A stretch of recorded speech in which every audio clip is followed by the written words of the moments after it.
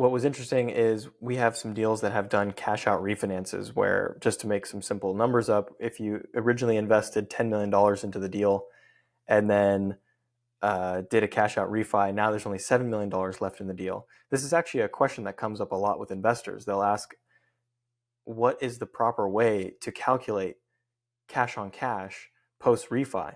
Should you calculate using the original equity amount, or should you calculate using the residual equity amount, the amount of equity that's remaining in the deal? And obviously, the cash on cash is going to be a higher number if you're calculating it on the post refi amount because you have less equity in the deal. And that's actually the proper way to calculate it because, of course, you're looking at return on equity. You want to look at how much cash you actually have remaining in the deal and how much cash flow is that generating for you. And so the tricky thing is on deals where you do have a refi that has taken place, you kind of have a segmented total cash on cash calculation where for the first half of the deal, you have cash on cash returns calculated based on the original equity. Then you have the refi happen.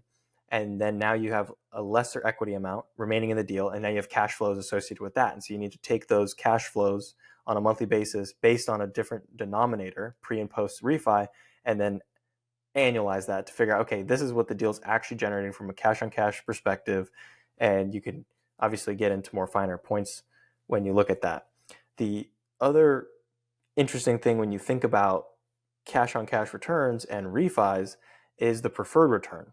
So I'm opening up a huge can of worms, and for a lot of people this is like too complicated and just confusing stuff. But just a classic thing that people do mix up is the difference between a preferred return and a cash distribution, right? Just because a deal has an 8% preferred return doesn't mean that the deal pays or obligates itself or promises or projects to pay an 8% cash flow distribution. Preferred return is just simply a partnership mechanism in the waterfall where investors get paid that minimum amount first before there's a split of the profits thereafter. However, when we talk about a refi, and on the cash out refis that we've done, we actually don't return capital before or until we have actually caught up the pref.